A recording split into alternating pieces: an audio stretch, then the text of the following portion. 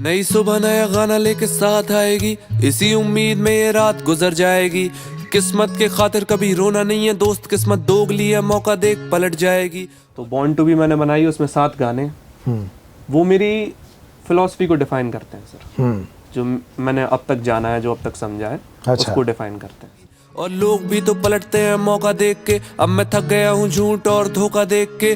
बेगुनाहों के घरों में रोना देख के, अपराधियों का महलों में सोना देख के। तो कल्चर बन गया सर अब तो पूरा।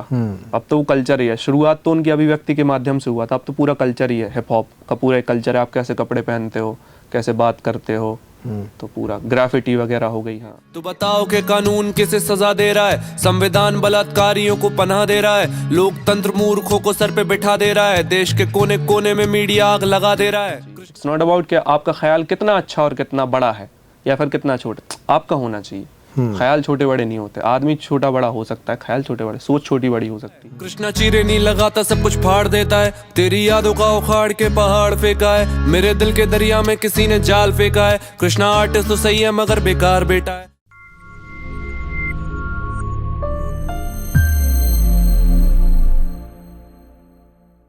नमस्कार, पेप्टिक पॉडकास्ट देख रहे हैं आप और मैं हूं अंकुर यादव। पेप्टिक पॉडकास्ट जहां होती है खुलकर बातें। आज हमारे पॉडकास्ट में एक ऐसे यंग टैलेंट से हम आपको मिलवाने जा रहे हैं जिसकी मौजूदगी से ही ये पूरा पॉडकास्ट खिलने वाला है। उनके पास बातें हैं, संगीत है और एक ख़ास तरह की समझ है। हम इस पॉडकास्ट में उसको टटोलने की कोशिश करेंगे। मध्य प्रदेश के बुंदेलखंड इलाके से आते हैं, एक बहुत ही यंग टैलेंट है। नाम है कृष्णा पांडे।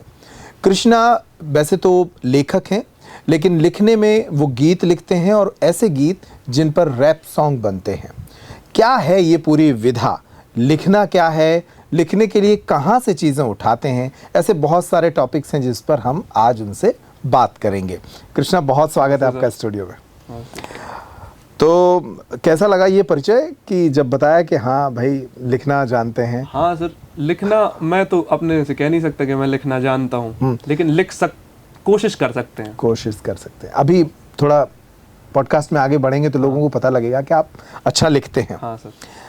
शुरुआत से शुरू करते हैं। सबसे पहले कि अभी उम्र क्या है और कहाँ से ये जर्नी स्टार्ट हुई थी? सर अभी मैं 20 का हूँ। अभी बर्थडे आ भी रहा है मेरा। ठीक है।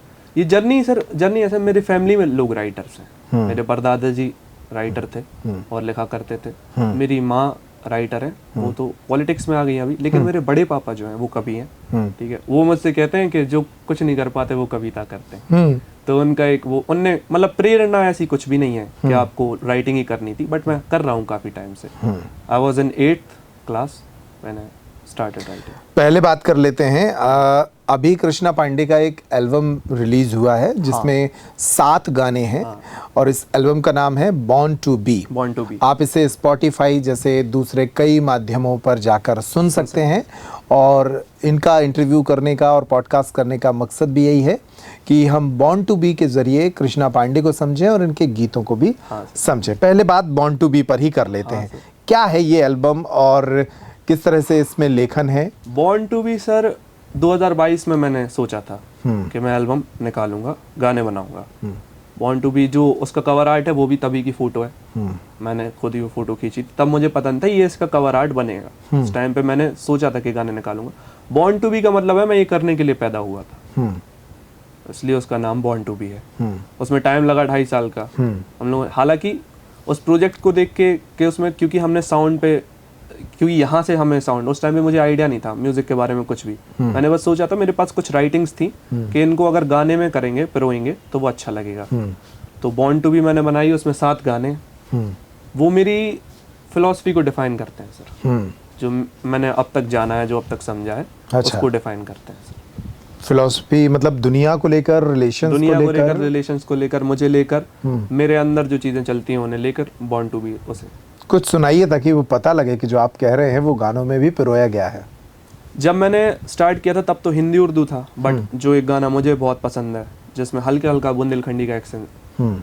ख्याली पुलाव के स्वाद अलग, कूदेंगे ऊंचा के छू दे फलक, लग जाती चोरों को तभी भनक, जब सिक्कों से जाती है गोलक खनक।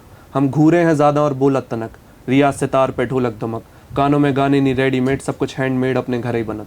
जहन में चलती है वॉइस बहुत, कमरे में हो रही है नॉइस बहुत।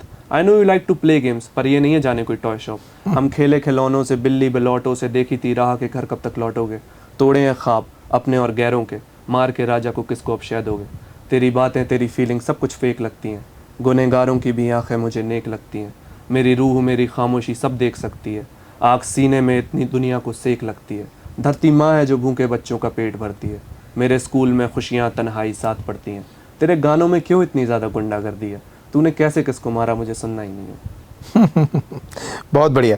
तो इस तरह का लेखन आपके इस एल्बम में है। हाँ सर। कितने गाने हैं? इसमें सर 7 गाने हैं। सातों के साथ वो गाने हैं जो मैं हमेशा से निकालना चाहता था, जो मैंने 2.5 साल से मैं यहाँ से वहाँ सुना रहा हूँ अनरिलीज्ड गाने कि हाँ ये एक दिन बनाएंगे। तो इसमें वो 7 गाने, इनके अलावा भी मैंने गाने बनाए थे, बट ये खाली स्टार्टिंग है।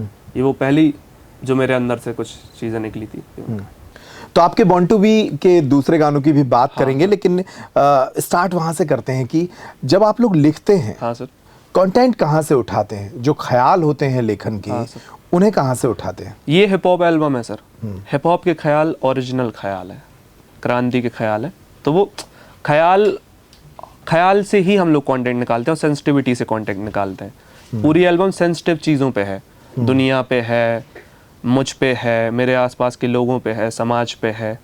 तो वो मेरे अंदर की सेंसिटिविटी, मैं जिन चीज़ों को लेके सेंसिटिव हूँ उनके बारे में लिखा है मैंने। शब्द क्योंकि और लोगों को पढ़ा है तो वहाँ से लिए हुए हैं कि शब्द हम पढ़ते हैं, किताबें पढ़ते हैं, लोगों को सुनते हैं उनके साथ। तो जो मेरी ख्याल है उनके साथ मैंने ये एल्बम बनाई है, उन्हें लेके सेंसिटिव हूँ। तो म्यूजिक का ये जो स्टाइल है, जिसे रैप कहा जाता है, ये हिप हॉप है। हिप हॉप है सर। इसकी क्या हिस्ट्री है? कहाँ से इसकी शुरुआत हुई और अभी इसके बारे में थोड़ा बताइए हमारे नए दर्शकों को। सर हिप हॉप की स्टार्टिंग तो यूएसए, न्यूयॉर्क से हुई थी। ब्लैक लोगों का म्यूजिक है बेसिकली। ब्लैक लोगों का म्यूजिक ही अभी वर्ल्ड में सबसे ज़्यादा पॉपुलर है। ब्लूज हो गया, ब्लूज से ही रैप मतलब रॉक म्यूजिक बना बेसिकली, जो आज हम रॉक सुनते हैं। ब्लूज करके था कि अफ्रीका से ना बहुत सारे लोग ऐसे शिप करा के लिए जाते थे, वहाँ पे गुलाम बना के काम करते थे वो लोग, तो उन्हें अपना म्यूजिक चाहिए था। तो उन्होंने सबसे पहले ब्लूज बनाया था, सबसे ओल्ड फॉर्मेट ऑफ म्यूजिक है। गिटार पे बजता है, काफी सैड म्यूजिक होता। उसके बाद से चलते आए न्यूयॉर्क में 90s में, अर्ली 90, तो क्या हुआ कि हिप हॉप ब्लैक लोगों के पास क्रांति करने के लिए चीजें नहीं थी उनका अपना, तो उन्होंने अपना एक जॉनर डेवलप किया जिसे हम रैप फिर आगे चल के बोला। तब उस टाइम पे ये डेवलप हो रहा था। फिर उसने ऐसी वेव पकड़ी कि आज पूरी दुनिया में सबसे ज्यादा सुनने मतलब वो उनकी अभिव्यक्ति का एक माध्यम बन गया, कल्चर बन गया सर। अब तो पूरा अब तो वो कल्चर ही है। शुरुआत तो उनकी अभिव्यक्ति के माध्यम से हुआ था, अब तो पूरा कल्चर ही है। हिप हॉप का पूरा एक कल्चर है। आप कैसे कपड़े पहनते हो, कैसे बात करते हो, तो पूरा ग्राफिटी वगैरह हो गई। हाँ, तो आज भी क्या इसमें क्रांति का ही फ्लेवर है कि एंटरटेनमेंट भी आ गया? होना तो चाहिए सर, एंटरटेनमेंट तो जरूरी है सर, नहीं तो कोई सुनेगा कैसे। आप कोई भी बायोग्राफी देख लो, ऑटोबायोग्राफी देख लो, कोई भी मूवी देख लो, उन पे अगर मूवी बनती है तो क्या उनमें एंटरटेनमेंट नहीं होता? वो तो डालना जरूरी है ना। इन्फोटेनमेंट कर सकते हैं हम, इन्फॉर्मेशन के साथ एंटरटेनमेंट कर सकते हैं, क्योंकि एट द एंड लोगों तक पहुंचाना भी तो है आपको, थोड़ा थोड़ा करके। उन्हें बोर नहीं कर सकते ना। वर्ल्ड में ऐसे कौन से बड़े रैपर हैं जिनको आप सुनते हैं और जिनका बड़ा तगड़ा नाम है? सर एमिनेम तो ऑफकोर्स सब नहीं सुना है सर। एमिनेम तो रैप गॉड बोलते हैं सब लोग। उसके पहले सर अभी इंडिया में करंटली मीटअप हुआ था नास का। नास सबसे बड़ा रैपर, मतलब गोट। इंडिया में बहुत सारे आर्टिस्ट उन्हीं से इंस्पायर है, नास से। एमिनेम से इंस्पायर है सर, रफ्तार एमिनेम से इंस्पायर है, नास हो गया। बिगी का मुझे बहुत ज़्यादा पसंद है एक गाना, और टूपाक, जे कोल, केंड्रिक लेमार तो they not like us, they not like us. अच्छा, हाँ सर। हम अगर भारतीय रैपर्स की बात करें, इन्हें कहाँ खड़ा पाते हैं? सर बहुत हिप हॉप ने जितना ग्रो इंडिया में किया उतना तो यूएसए में भी नहीं किया। जहाँ से शुरुआत हुआ था इसका, हमने तो बहुत ज़्यादा ग्रो कर लिया, बहुत ही ज़्यादा एक्सेप्शनली ग्रोथ की है हमने हिप हॉप में। जो मतलब ऐसे है कि किसी भी आर्ट फॉर्म में नहीं की इतनी ज़्यादा, क्योंकि हमने इंटरनेशनल कोलैब्स किए। हनुमान काइंड को सर, हनुमान काइंड ने जैसा म्यूजिक बनाया है वैसा बनाना कि कब कितना पुरानी आर्ट फॉर्म है, 15-20 साल पुरानी आर्ट फॉर्म है, यहाँ पे तो आई हुई। हनुमान काइंड हो गए, रफ्तार हो गए सर, इन लोगों ने तो झंडा गाड़ दिया सर हिप हॉप का दुनिया में। जैसे मैं एक एक करके इनके नाम लूं और आप उनकी खूबियां बताएं। हाँ सर। जैसे रफ्तार का नाम बहुत सुना है हम सब ने। हाँ सर। क्या उनके लेखन की खूबी है, क्या उनके म्यूजिक की खूबी है? इन लोगों को सर गोट हैं सर, ये मतलब बहुत पुराने ओजीज बोलते हैं, मतलब हिप हॉप में अगर बोलें आपके पुराने ओजीज मतलब यही हैं जो है, अगर एक तरह से देखा जाए तो उनने बहुत सारे लोगों का करियर शेप किया है। उनकी वोकल टेक्सचर जो हो गई सर, क्योंकि उनका कोई ब्लूप्रिंट नहीं था ना, हमारे ब्लूप्रिंट वो हैं। आपको आगे बढ़ने के लिए कोई जो आगे बढ़ गया उसके फुटप्रिंट्स चाहिए पड़ते कि अच्छा ये आ गया, उनका कोई ब्लूप्रिंट नहीं था। अपनी साउंड बनाई उन लोगों ने। उनके सर बहुत सारे गाने, नेवर बैक डाउन करके उनका एक गाना है, उनकी पूरी hard drive volume 1, hard drive volume 2 बहुत अच्छा साउंड लेके आए। और उस टाइम पे ऐसा विजन रखना सर, रफ्तार हो गए, इक्का हो गए, बादशाह भाई हो गए और हनी पाजी, ये सब लोग के इन लोगों ने किया और इतना बड़ा किया। इंडिपेंडेंट म्यूजिक को ग्रो करने में इन्हीं लोगों का तो हाथ है। एक एक करके सुनाइए, जैसे रफ्तार का कोई ऐसा जो आपको बहुत दिल के करीब हो। दिल वो तो सर देखना पड़, जैसे उन्होंने कहा है 36 चाहिए बंगले मुझको 36 चाहिए गाड़ी, ठीक है सर। तो एक तो वो है कि आपको एस्पिरेशन दिखाते हैं हिप हॉप में ना, बहुत सारे मोटिवेशन भी है। वो बोले मुझे थोड़ा आगे चल, मैं आगे चलता चला गया। वो बोले मुझे थोड़ा आगे बढ़, मैं आगे बढ़ता चला गया। वो बात रफ्तार के मुंह से अच्छी लगती है। मैं बोल रहा, आप जब उस गाने को सुनोगे आगे चल, मतलब बहुत फैंटास्टिक गाना है। इक्का सर की स्टोरी टेलिंग बहुत अच्छी है। उनका निशु करके एक ट्रैक आया था जो बहुत पॉपुलर हुआ है। स्टोरी टेलिंग जब वो करते हैं तो बहुत अच्छा उनका है। मतलब उनने उसके बारे में पूरी अपनी फैमिली लाइफ के बारे में बताया। तलहा अंजुम है करके एक आर्टिस्ट, उनका है कि हुनर जुनून मांगता है, दिल सुकून मांगता है, मैं मांगता हूँ यार जिन में भाई मिले, मेरा शहर उसका खून मांगता है। क्योंकि उनने 2-3 स्टोरी टेलिंग गाने भी किए हुए हैं। तो हिप हॉप बहुत रियल चीज़ों से इंस्पायर्ड है सर। अच्छा, कि अगर ऐसा हुआ है तो हम वो लिखते हैं, कहीं तो हुआ होगा। जो जीते हैं वो लिखते हैं। फिर उसमें टेक्निकलिटीज आती हैं, बट मेन है कि आपको रियल तो रहना ही पड़ेगा। मेरा गाना भी है रियल मी। बादशाह की बात कर लेते हैं सर। बादशाह में क्या खूबी है? अरे सर, वो एक्सेप्शनली गुड राइटर हैं। उनने कमर्शियली किया है, मतलब बहुत सारे लोगों को लगता है कि वो बहुत अच्छे राइटर नहीं है, लेकिन बहुत अच्छे राइटर हैं सर। मतलब जब वो अभी जो ईपी निकाल रहे हैं ना वो अपनी, उसमें जो उनके गाने हैं और कुछ कुछ पुराने गाने, वो क्योंकि उनने कमर्शियलाइज भी सक्सेस हासिल की है और उनके जो गाने उनने लिरिकली स्ट्रॉन्ग है वो ज़्यादा लोगों ने सुने नहीं, तो उन्हें लगता है कि वो अच्छे राइटर नहीं है। लेकिन इतने बस के बाहर उनका एक गाना है, 3 AM सेशंस करके वो एक ईपी निकाला करते थे, उनमें उनका एक गाना है बस के बाहर। कैसा है वो गाना?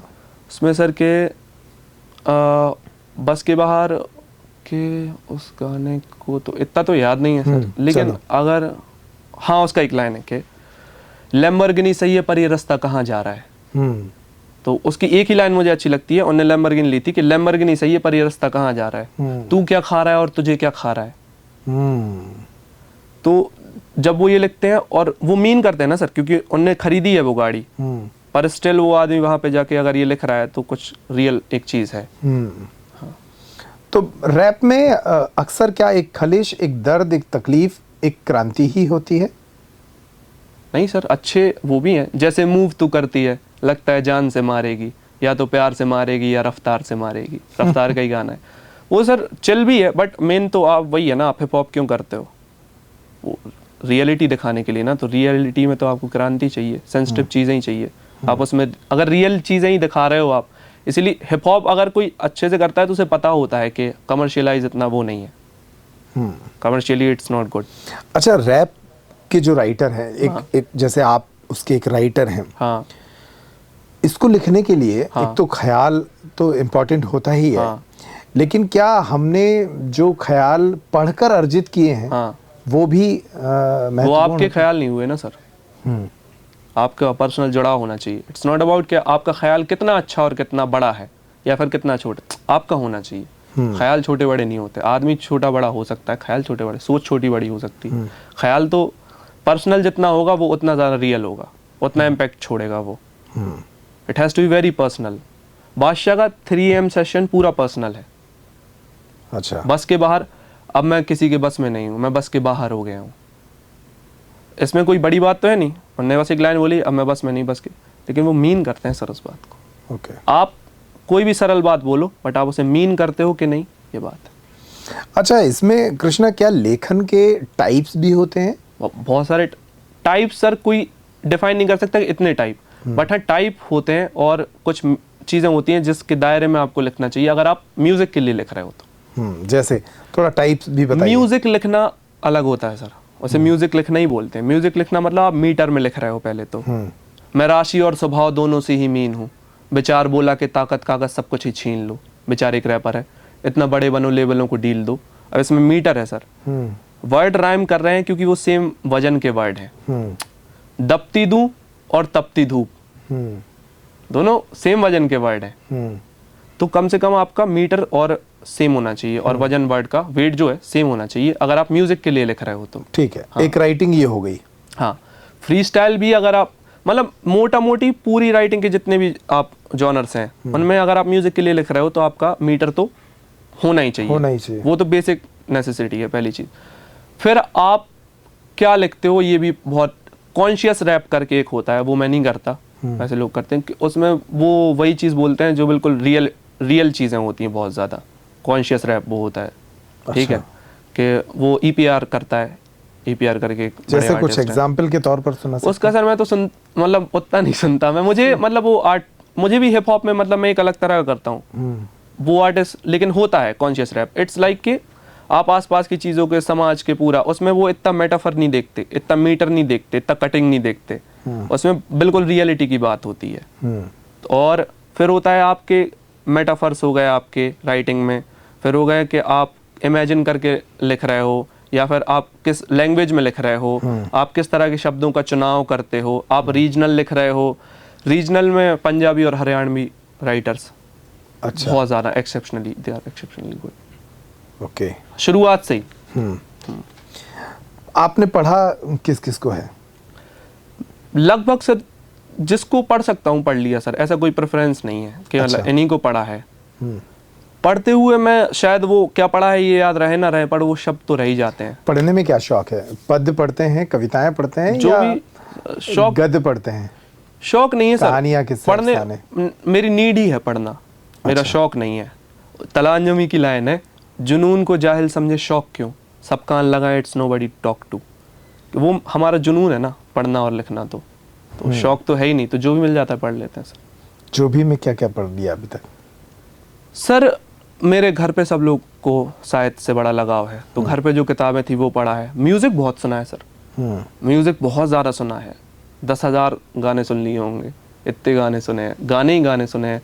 ऑडियो बुक सब चलती हैं वो सुनता हूँ। मेन मेरा इन्फ्लुएंस हुआ है कि हाँ पहले मैंने हिप हॉप सुना है, हिप हॉप की बातें मुझे बहुत अच्छी लगी, वही बातें थी जो साहित्य में थी, बुक्स में थी, लेकिन लहजा अलग था।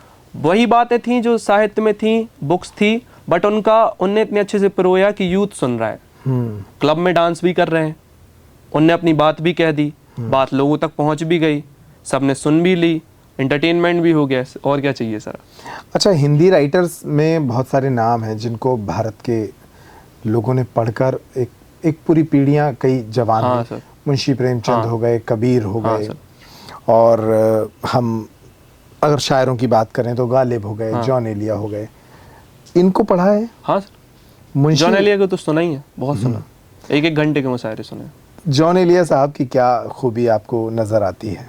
अभी सर बहुत वो चलता कि उन्हें शायर नहीं मान सकते आप, क्योंकि उनने एक तरह की चीज़ें लिखी हैं या बहुत नाकाम ज़िंदगी जी है, या एक तरह की गज़लें कही हैं कि सिर्फ सैडिस्टिक, तो ये मुझे नहीं लगता। मैं तो उन्हें बहुत अच्छा राइटर मानता हूँ, बहुत ही अच्छा, वो मेटाफर्स के साथ बहुत अच्छे, मैंने उनसे काफ़ी चीज़ें सीखी हैं। तो उनके शेर है कि वो है जान अब हर एक महफिल की, हम भी घर से ज़रा कम निकलते हैं, क्या तकल्लुफ़ करें ये कहने में, जो भी खुश है हम उससे जलते हैं। हाँ तो सर हम उससे जलते ही हैं, ये बात बिल्कुल ट्रू है सर, बहुत ट्रू है, सब लोग जलते हैं। और कुछ खास जो जॉन एलिया का? हम आसमान पे गिर गए यानी हम ज़मीन की तरफ उड़ान पर थे, और मतलब है पहलू में टके की एक हसीना, तेरी फुरकत गुजारी जा रही है। तो कुछ कुछ वो बहुत हार्श होता था। मेरा जो एक पोइट्री स्टाइल है कि आपको मैं और वो साथ साथ चाहिए, आपको मैं और वो साथ साथ चाहिए, क्या मतलब दाल भात चाहिए। वाह, आप तो सबकी सुबह हैं, आपको किसकी रात चाहिए। वाह, आप आखिरी बड़ा करते हैं, आपसे आखिरी मुलाकात चाहिए।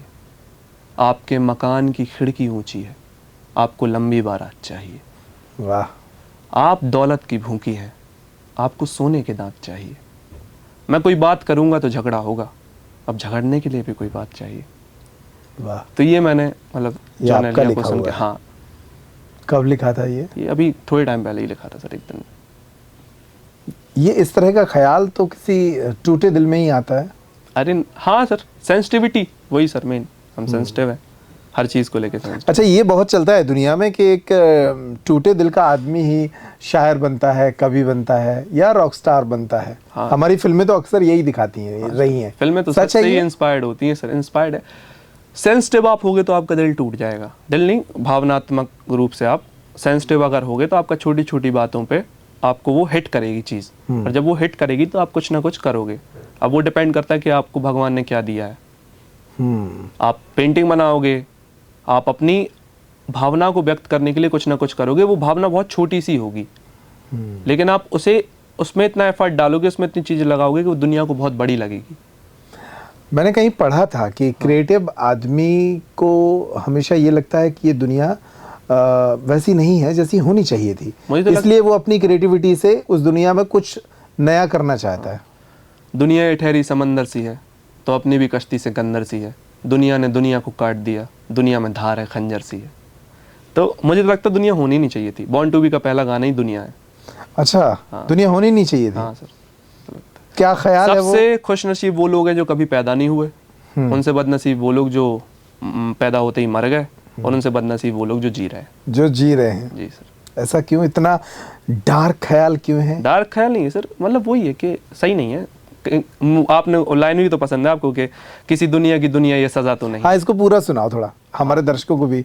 ये पहला गाना है बॉर्न टू बी का, दुनिया, इसका टाइटल किताब की दुनिया शराब की दुनिया है, अच्छों की दुनिया खराब की दुनिया है, फ़कीर की दुनिया नवाब की दुनिया है, मेरी है दुनिया और आपकी दुनिया है। तो कब तक बचोगे उस दुनिया से? हिम्मत है इतनी कि लड़ोगे दुनिया से, सड़ोगे दुनिया से, सड़ोगे दुनिया में, जो किया भरोगे तीसरी दुनिया में। तो मेरा मानना ये है कि ये दुनिया किसी दुनिया की सज़ा है, हम यहाँ पे भर रहे हैं चीज़ें और कुछ नहीं कर रहे हैं। बुराई तो है सर, अगर हम ऑप्टिमिस्टिक सोच आप रख लो, वैसे कुछ खास है नहीं सर। लोग कहते हैं दुनिया बहुत खूबसूरत है, होगी सर, और खास तौर पे आर्टिस्ट लोगों को बड़ी खूबसूरत लगती है। होगी सर, तो मतलब हो सकती है, या झूठ बोल रहे होंगे वो, ये तो हो सकता है सर। क्या खराब दिखता है आपको दुनिया में? मुझे अच्छा या खराब नहीं दिखता सर, और मुझे कोई मतलब ही नहीं दिखता। अच्छा खराब क्या देखूं, मेरे सेंस, मतलब मेरे लिए कोई सेंस नहीं बनाती। फिर ये गाने किसके लिए लिखे जा रहे हो? क्योंकि मैं लिख सकता हूँ सर, इसलिए, क्योंकि मैं बना सकता हूँ तो बना रहा हूँ, उसका और कोई रीज़न ही नहीं है। कोई रीज़न नहीं है इसके अलावा, मुझे बस मन होता है बनाने का तो बना देता हूँ, इसके अलावा और कोई रीज़न नहीं है कि क्यों बना। अच्छा, इससे पैसा कमाना, इससे शोहरत कमाना, ये मकसद नहीं है? कंफर्टेबल हूँ सर बहुत, मतलब अपनी लाइफ में। जो खेत में उगाता है वो खा सकत, जो पहनना है वो पहन सकते हैं, रहने के लिए घर है, तो इतना कोई खास नहीं है वो कि बहुत ज़्यादा चाहिए। मैं बहुत वही करता हूँ जो अवेलेबल है। हमें पापा हमेशा कहते हैं जो अपने खेत में उगत वो खाओ चाहिए अपन का। मुझे अब समझ में आता है क्यों खाना चाहिए, क्योंकि वो हम हमेशा खा सकते हैं, चाहे हमारे पास पैसे हों चाहे ना हो। तो दाल और गेहूँ उगता है। मतलब अपनी जो आकांक्षाएं हैं उनको सीमित, और मेरी है ही नहीं, सीमित करने की सर ज़रूरत ही नहीं पड़ी, मेरी है ही नहीं, मतलब, और सीमित उनको करनी पड़ती है जिनकी हो, मेरी ज़्यादा कुछ है ही नहीं। तो मतलब बहुत सारे ख्याल जॉन एलिया जैसे हो चुके हैं। पेन वॉरियर एक गाना है इसमें। हाँ। उसमें है कि महंगे शौक भी नहीं है, सस्ते खौफ भी नहीं है, वही करेंगे जो लगता सही, मेरी कश्तियाँ जला दो, मेरी बस्तियाँ जला दो, पर साहिल ना रुकेगा अब कभी। लड़का शायर हो ना हो, लड़का कायर तो नहीं है, लड़का दायरों में नहीं रहता कभी, अपने बस में भी नहीं हूँ, तेरे दस में भी नहीं हूँ, हम बिल्ड कर रहे हैं लेगेसी। तो कुल मिलाकर जॉन एलिया को पढ़ते पढ़ते उनका काफ़ी असर तो है। नहीं सर, असर नहीं हुआ है सच के। हाँ, असर क्यों ही होगा सर, मैं, दायरे हैं सर सबके, मैं किसी को उस जोन में नहीं आने देता, मैं ऐसे ही हूँ। कबीर को पढ़ा है? हाँ सर, सुना ज़्यादा है, क्योंकि सर लोग बहुत ज़्यादा करते, पता ही नहीं चलता कि अच्छा ये भी कबीर का था। कबीर बहुत से, कबीर ही वो राइटर हैं सर जो मतलब इन सारी चीज़ों को हटा देते कि आपको बहुत ज़्यादा वर्ड आने चाहिए। कबीर के ख्याल बहुत ज़्यादा स्ट्रॉन्ग है, बहुत ज़्यादा प्योर है, शब्दों पर निर्भरता कम है, उनके ख्यालों बहुत ज़्यादा प्योर है। ऐसा कर पाना पंजाबी और हरियाणवी के अलावा अगर किसी ने और किया है राइटर्स में तो कबीर ने किया है, क्योंकि पंजाबी हरियाणवी में आप कम शब्दों में ज़्यादा बात कह सकते हो, हिंदी में आपको लंबे चाहिए, उर्दू में लंबे चाहिए। कबीर ने बड़ा उसे रीजनल में अच्छा किया है। ज़रा धीरे गाड़ी हाँ को मेरे राम गाड़ी वाले, मन का फेर ले, तो मन का फेरना ही एक पूरे गाने के बराबर है। ऐसा बहुत कम होता है जहाँ हम ऐसे करते हैं कि मन का फेर ले, ये मन का क्यों फेरता है, माला फेरत फेरत मन का फेर ले। वो इतनी बड़ी लाइन हो गई कि उसमें सब कुछ कवर हो गया, और मैंने पूरा मन पे एक गाना लिखा है, वो उस लाइन को कभी मैच नहीं कर पाएगा। कबीर के जरा धीरे गाड़ी हाँको मेरे राम गाड़ी वाले, art can't be mediocre sir, mediocrity नहीं होनी चाहिए आर्ट में। कबीर की आर्ट बहुत एक्सट्रीमिस्ट पे जाती है ना, कि वो राम से कह रहे हैं, मतलब सुप्रीम पावर से, कि मेरी गाड़ी हाँको और स्लो चलाना। ख्याल बहुत स्ट्रांग होना चाहिए, ख्याल पे ऐसी पकड़ के वो छूटे ना। तो ये है उनका। क्या और क्या पसंद है कबीर के लेखन में? काकर पाथर जोड़ के मस्जिद लियो बनाए, तापड़ मुल्ला बांग दे, का बहरा हुआ खुदा है। तो बड़ा ख्याल है। वो भी तो क्रांति है सर, हिप हॉप ही तो है। क्रांति है, रियल बात ही है सर। रियल बात बोलने के लिए जो आपकी आंखों के सामने है, आप उसे कैसे पोर्ट्रे करते हो, ये आपकी राइटिंग को डिफाइन करता है कि आप कैसे राइटर हो। वो तो सालों, मैं अगर चुनना चाहूँ कि मैं अगर मानना चाहूँ तो सर वो तो मतलब उनके बराबर का तो कोई हो ही नहीं सकता, कभी नहीं हो सकता, कोई भी नहीं। आप कोई भी नाम ले लो, चाहे वो कोई भी राइटर हो, कबीर की बराबरी नहीं कर सकता कोई भी दुनिया में। जैसे ये तो लोग हैं जो जिन्होंने पद्य में ज्यादा लिखा हाँ है। सर।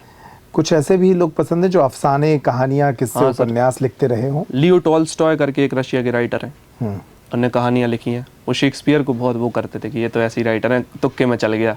अच्छा। हाँ। उनकी क्या खूबी थी? सर वो कहानियां बहुत अच्छी लिखते थे, हुक करके रखती थी। जो आप कहानियों के बारे में सर एक मतलब फन फैक्ट आपको बताता हूँ, जो आप कहानियाँ सुनते हो वो पुरानी कहानियाँ, नई कोई नहीं सुनता। पुरानी कहानियाँ टाइमलेस कहानियाँ हैं, वो जो चली आ रही। लियो टॉल्स्टॉय की कहानियाँ टाइमलेस हैं। उनने कई सौ कहानियाँ लिखी हैं जो आपने बहुत सारे कथावाचकों के मुंह से सुनी होंगी, बहुत सारे आपने जो लोग पॉडकास्ट में, इंटरव्यूज में सुनेंगे, वो लियो टॉल्स्टॉय की कहानी रहती है अक्सर। और उनने कहा था शेक्सपियर को, ये तो तुक्के में चला हुआ राइटर, ये कुछ खास राइटर नहीं। अच्छा। हाँ, शेक्सपियर को पढ़ा है क्योंकि नाटक पढ़ना पसंद थे, प्रेमचंद को पढ़ा है क्योंकि कहानी पढ़ना बेसिकली बहुत ज़्यादा पसंद था बचपन से ही। तो ये नहीं देखा कभी कि इस राइटर की कहानी है। अच्छा, एक एक करके बात करें। जैसे शेक्सपियर की बात आपने की, तो शेक्सपियर में क्या खूबी आपको? सर वो विजुअलाइजेशन उनका बहुत ग्रैंड था, क्योंकि वो थिएटर में काम करते थे। अच्छा। उनने बहुत सारे राइटर्स बहुत जल्दी लिखना शुरू कर देते, उन्हें लेट लिखना शुरू किया था। अच्छा। हाँ, लेकिन उनका विजुअलाइजेशन इतना तगड़ा था, उन्होंने इतना अच्छा काम कर लिया था थिएटर में कि उन्होंने जो प्ले लिखे वो बहुत ग्रैंड प्ले हो गए, इसलिए उन्हें नाटक सम्राट कहा जाता है। उनके थॉट को लेकर कोई खास बात जो बहुत पसंद हो? सर वो बहुत जटिल ह्यूमन इमोशंस को एक्सप्रेस कर पाते थे। बहुत कॉम्प्लिकेटेड जो ह्यूमन इमोशंस है उनको एक्सप्रेस कर पाते थे। और मतलब जब आप लिख रहे हो ना, जब आप सीजर लिख रहे हो कि उसे मार दिया, वो जो विश्वासघात का पूरा है और चीज़ें, तो उसे एक्सप्रेस करना बहुत मुश्किल होता है, खासकर एक नाटक में। एज अ राइटर, मतलब पहले तो एक्टर के साथ तो है ही वो चीज़, राइटर्स के साथ भी है, तो वो बहुत अच्छे से एक्सप्रेस कर लेते थे। काफ़ी ग्रैंड लगता वो, डायलॉग्स जो हो गए बहुत। हिंदी में बात करें तो मुंशी प्रेमचंद उतना ही उल्टा है सर, बहुत सिंप्लिसिटी है। वो बात कॉम्प्लिकेटेड है, क्योंकि शेक्सपियर किसी ने किसी को धोखा दे दिया, ये बात कॉम्प्लिकेटेड नहीं है। लेकिन किसी को चढ़ाने के लिए लाश पे कफन नहीं है, ये बात कॉम्प्लिकेटेड है। तो आपको उसे सिंपल करना पड़ेगा, क्योंकि वो बहुत कॉम्प्लिकेटेड हो जाएगा। अगर आप बात भी थॉट भी कॉम्प्लिकेटेड होगा, और आप जो उस पर शब्द लिख रहे हो, जो आपकी लिखनी है वो भी कॉम्प्लिकेटेड होगी, तो बहुत कॉम्प्लिकेटेड हो जाएगा। अगर बात कॉम्प्लिकेटेड है तो राइटिंग सिंपल होनी चाहिए, राइटिंग कॉम्प्लिकेटेड है, बात सिंपल होनी चाहिए। बहुत सिंपल बात को आप बहुत कॉम्प्लिकेटेड बोलोगे तो अच्छी लग जाएगी वो, अगर आपको सही से आता।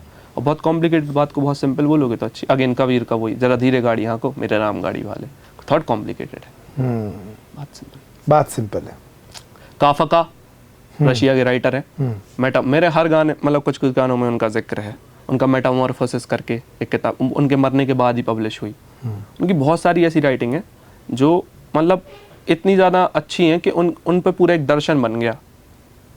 जो भी अच्छे राइटर होते हैं सर, एट दी एंड उन पे फिलॉसफी बन जाती कि इनकी ये फिलॉसफी थी, वो अपनी एक फिलॉसफी लेके चलते हैं। क्या खूबी काफका की? सर उनकी एक तो मेटामॉर्फोसिस हो गई, और एक लोग, क्योंकि उनकी बहुत निराशावादी ज़्यादा रहती थी। उनकी एक डॉल करके एक स्टोरी है उनकी, एक लड़की गुड़िया खो जाती पार्क में, ठीक है, तो वो गुड़िया खोते खोते काफ़का के पास आके रोने लगती कि गुड़िया खो गई मेरी। तो काफ़का कहते हैं चलो कोई बात नहीं, मैं गुड़िया ढूंढवाता हूँ। नहीं मिलती उन्हें गुड़िया, तो कहते हैं जाओ कल ढूंढेंगे। कल वो लड़की आती तो काफ़का उसको एक लेटर देते हैं, उसमें लिखा होता है, वो रियल स्टोरी है और ये कि मैं जा रही हूँ दुनिया घूमने वो गुड़िया की तरफ से, और मैं घूम के आऊँगी और तुम्हें बताऊँगी क्या क्या दुनिया में है, और एक दिन मैं लौट आऊँगी।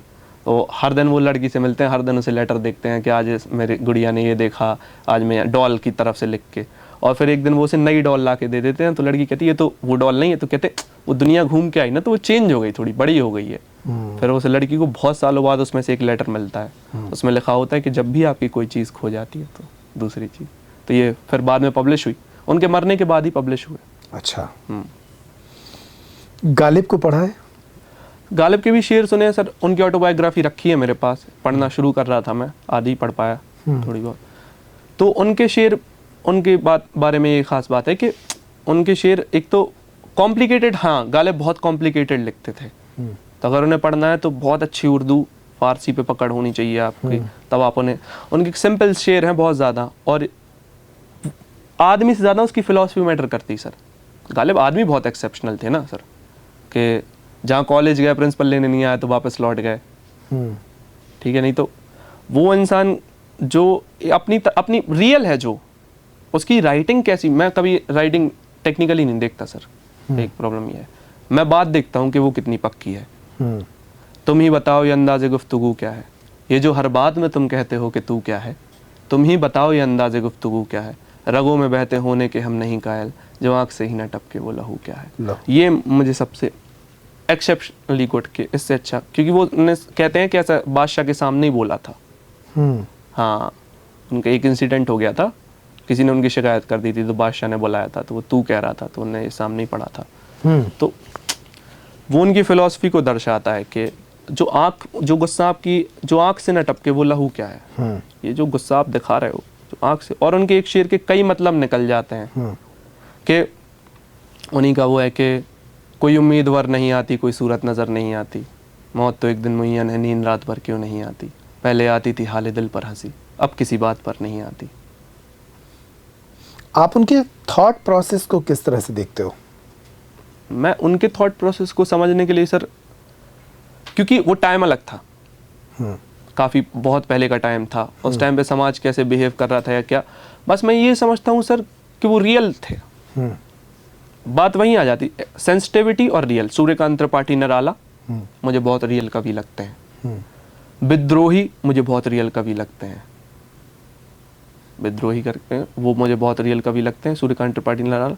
सेंसिटिव आप जब होगे गालिब की तरह, या किसी भी चीज़ को लेके सेंसिटिव, आप शराब को लेके ही सेंसिटिव हो, लेकिन सेंसिटिव होना चाहिए आपको। कहते हैं कि वो एक तरह की शराब पीते थे, भले ही उधार लेके पिए, लेकिन एक तरह की शराब उन्हें वही पसंद थी, और वो उसे लेने के लिए ट्रैवल करके जाते थे या लेके आते थे। इसमें कुछ अच्छा है बुरा कहने वाले मैं कौन हूँ, लेकिन सेंसिटिविटी, चाहे वो किसी चीज़ की, चाहे वो बुरी चीज़ के लिए हो, लेकिन आप हो तो, या तो आपको समाज की फिक्र ना, आप समाज पे तब कटाक्ष कर सकते हो जब आपको उसकी फिक्र ना हो और आप उसमें ना हो। ये तो हो गए लेखक। एक लेखक के तौर पर मैं आपकी पसंद और नापसंद को जानना चाह रहा था। किताबें भी तो पसंद और नापसंद के दायरे में आती होंगी।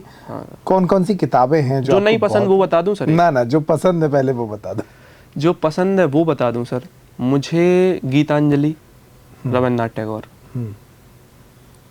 क्या खास बात है गीतांजलि में सर? क्योंकि वो तो उन्होंने बंगाली में लिखी है, आपको हमने तो हिंदी। रविन्द्रनाथ टैगोर भी सर लेजेंड ही राइटर है, क्योंकि वो जो कहते हैं कि वो डिवाइन लिखते थे, मतलब ऐसा और किसी के बारे में कि वो लिखते थे डिविनिटी से कनेक्ट होकर लिखते थे बिल्कुल। उनकी गीतांजलि डिवाइन पुस्तक है, उसके बारे में तो कुछ कह ही नहीं सकते। मम्मी बचपन में लेके आई थी, मैंने देखी थी। गीतांजलि बहुत पसंद है मुझे। उसके बाद महाभारत, महाभारत बहुत पसंद है। मतलब वो एक ऐसी किताब है जो मैं कभी भी पढ़ सकता हूँ, कहीं से भी शुरू करके, कि अगर उसकी चाहे उसकी ऑडियो बुक्स हो, चाहे वो कुछ भी नहीं कर रहा हूँ, कहीं से भी सुन लूँ, वो हुक कर देती है आपको किताब, चाहे आप कितनी बार भी कर लो। गीतांजलि, महाभारत, गुनाहों का देवता करके एक किताब है, वो बहुत अच्छी, अभी मैंने रिसेंटली पढ़ी थी, तो उस पे एक महाभारत में मतलब ऐसा क्या, वो तो एक तरह से धार्मिक पुस्तक है, तो उस किताब में आप किस तरह मैं से? उसे मतलब वो ही देखता हूँ सर कि वो टाइमलेस है, एक तो कैरेक्टर्स बहुत अच्छे से लिखे गए हैं, मैं तो उसे एज अ राइटर ही देखता हूँ। कैरेक्टर्स बहुत अच्छे से लिखे गए हैं। उनको ग्रूम बहुत किया गया है, हर कैरेक्टर को एक बहुत बड़ा वो अस्तित्व लिखना है सर उसका। पता नहीं कैसे लिखी किसी ने, उसका बता नहीं सकते कि कैसे लिखी। जैसे भी लिखी हो सर, वो मुझे आइडिया ही नहीं है, उसका प्रोसेस नहीं पता कि कैसे लिखी जा सकती है ऐसी किताब। अगर मुझे पता होता तो मैं ही ना लिख देता सर ऐसी कोई किताब। गुनाह का देता मुझे नहीं पसंद सर, वो तो मैंने बोल दिया, लोग समझ जाएंगे। मैंने स्टोरी लगा दी थी एक, अच्छी किताब नहीं लगी। ठीक है। आपने जो अभी नए एल्बम में हाँ। 2 गाने सुनाए, इसमें और क्या खास है इस एल्बम का? कोई और गाना जो आपने खास लिखा? सर, खास ही वो गाने मेरे लिए सब खास हैं। फिर भी और मेरे दर्शकों- लोगों के लिए जो खास, मैंने अपने लोगों के लिए लिखे हैं ना, तो 2 sides special for me, 2 side सुनाइए पहले। वो मैं सुना भी। उसके लास्ट की लाइन भी है कि तेरी बातें तेरी फीलिंग सब कुछ फेक सी लगती, तेरी केयर तेरी हीलिंग सब कुछ फेक सी लगती, वो अच्छे घर से भी है बड़ी नेक है लड़की, पर फायदे में अपने कुछ भी बेच है सकती। तो ये उसका जो पार्ट रिलीज नहीं हुआ वो ये था कि मेरे गांव में और दिल में जानम बहुत है सर्दी, गुनेगार पहने घूमे यहाँ मेडल और वर्दी, ये सोच आसमान में है पैदल नहीं चलती, हर दिन बीज बोते हैं पर रखते आशा नहीं फल की। तो ये मैंने लिखा है, मतलब पर्सनल, सारे गाने मेरे पर्सनली कनेक्टेड हैं। और एक और थॉट्स करके, रियलमी के बाद थॉट्स आया था एक गाना है, उसका है कि ये सोच बादलों के ऊपर चील हो रही है, काफ़ी जेलसी मुझे सीन में फील हो रही है, आप में क्या खास है बताइए जनाब, अच्छा आपकी भी वायरल कोई रील हो गई है। तो जैसे क्योंकि सर रील चलने में और गाने चलने में फर्क है, बहुत फ़र्क है सर। बॉर्न टू बी में ये है I need you 5 AM thought है कि 5 AM करके एक गाना है उसमें, वही एक स्लो गाना है, मैंने 5 बजे ही कंप्लीट किया था वो, दैट्स व्हाई इट्स 5 AM। अच्छा, हाँ, क्या है वो गाना? उसमें था कि वो जो कह रहे थे फिर कभी मिलेंगे हम, फिर कभी फिर कभी फिर कभी ना वो मिले, बड़ा गलत किया वो फूल तोड़ करके तुमने, दिल के बाग में ना वैसे फूल फिर खिले, जाने मेरी ओवर थिंकिंग मुझे मार देगी, सोचता हूँ मुझे ज़िंदगी प्यार देगी, बड़ा गलत। तो इस तरह के थे, मतलब इन सारे गाने, हम इतने गाने लिखते हैं कि सर याद ही नहीं रहता। तलांजम की लाइन है कि मुझे एक लेटर मिला, उसका मतलब एक गाना है ओपन लेटर, तो कि लिखने वाला कहता कि उसने मेरे सारे गाने याद कर लिए। इट्स काइंड ऑफ फनी, क्योंकि अपने सारे गाने मुझे भी याद नहीं है। तो जब मुझे कोई मिलता है उसको 1-2 गाने बहुत पसंद होते हैं, मैसेज आते कि ये पूरा गाना याद कर लिया भाई, बहुत अच्छा गाना, तो ये लगता कि ब्लेस्ड। जिस तरह से मतलब आप काम कर रहे हैं और अभी इतना सारा पढ़ रहे हैं, बना रहे हैं, आपको नहीं लगता कि एक तरह से ये जो क्रिएटिविटी के लेवल पे लोग पहुंचते हैं वहाँ ओवर थिंकिंग बहुत हो ही जाती है? आपने कहा, अभी आपकी लाइन भी थी ये, हाँ मेरी ओवर थिंकिंग मुझे मार रही है। हाँ हाँ हाँ सर, ओवर, आदमी अपने दिमाग से ही हारता है, मैं तो अपने दिमाग से ही हारूंगा हमेशा। सो नहीं पाते सर, बेसिकली प्रॉब्लम बस इतनी है। क्यों? ख्याल सोने नहीं देते? हाँ सर, काफ़ी चलता रहता दिमाग में, गाने, लाइंस, पोइट्री, अगर इसको ऐसे राइम कर दें, अगर इसको ऐसे कर दें, ये लिख लें, इस बारे में लिख लें, उस बारे में लिख लें। अगर दिन में 5000 ख्याल आते हैं तो 2 ही लिख पाते हैं, लेकिन ख्याल 5000 आते हैं। मैं बहुत सारी चीज़ें भूल जाता हूँ, कुछ भी याद नहीं रहता। अभी तो कुछ टाइम से तो कुछ भी नहीं रहता सर।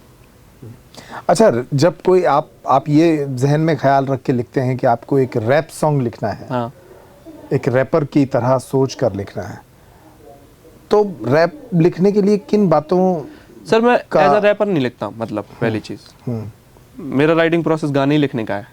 ये हिप हॉप एल्बम है सर, मैंने सारे जॉनर्स लगभग एक्सप्लोर किए हैं, तो हर 14 को जो एल्बम डालूंगा, नेक्स्ट रॉक म्यूज़िक पे आ रही है, उसके बाद EDM, बहुत सारे ड्रिल है, जर्सी है, सारे, और बॉलीवुड में भी हम लोग कुछ ट्राई करेंगे, फोक म्यूज़िक में भी करेंगे। तो मैं रैप छोड़ के पहले लिखते हैं, ख्याल आता है, प्रोसेस उसका वही है। हाँ, एक प्रोसेस है सर जो मैंने क्रैक किया गाने बनाने की, वो सर मेरी पर्सनल प्रोसेस है। अच्छा, वो बताएंगे नहीं? स्टूडियो है सर, एक प्रोसेस है, सबकी एक प्रोसेस होती है, एक प्रोसेस मेरी भी है, क्योंकि मैंने 100 गाने बना के रखे हैं सर। तो मैंने इतने कम टाइम में अगर बनाए हैं तो उनकी एक प्रोसेस है जो मैंने सीखी है कि हाँ अगर ऐसे करेंगे इस तरह से तब एक जॉनर को क्रैक करके एक गाना बना सकते हैं। एक टेक्निक है, तो एक वो टेक्निकलिटी है, बट मेन ख्याल है, उसे लिखता हूँ, कभी 2 लाइनें आती हैं, कभी 4। अच्छा हाँ, एक और चीज़ है सर, मैं दिमाग में ही जब तक 10-15 लाइनें होती हैं तब तक उसके पहले नहीं लिखता, क्योंकि ऐसे ख्याल बहुत आते हैं। ठीक है, टू साइड सुनाया आपने। हाँ। एक कोई और जो आप हाँ, सर। दर्शकों को सुनाना चाहते हैं? फ्री वर्थ फीस 2, ये 2 गाने ही सबसे ज़्यादा परफॉर्म कर रहे थे, तो इनको नई सुबह नया गाना लेके साथ आएगी और इसी उम्मीद में ये रात गुजर जाएगी। किस्मत के खातिर कभी रोना नहीं है दोस्त, किस्मत दोगली है मौका देख पलट जाएगी। और लोग भी तो पलटते हैं मौका देख के, अब मैं थक गया हूँ झूठ और धोखा देख के, बेगुनाहों के घरों में रोना देख के, इन अपराधियों का चैन से सोना देख के। तो बताओ कि कानून किसे सज़ा दे रहा है, संविधान बलात्कारियों को पनाह दे रहा है, लोकतंत्र मूर्खों को सर पे बिठा दे रहा है, देश के कोने कोने में मीडिया आग लगा दे रहा है। कृष्णा चीरे नहीं लगाता सब कुछ फाड़ देता है, तेरी यादों का उखाड़ के पहाड़ फेंका है, मेरे दिल के दरिया में किसी ने जाल फेंका है। कृष्णा आर्टिस्ट तो सही है पर बेकार बेटा है।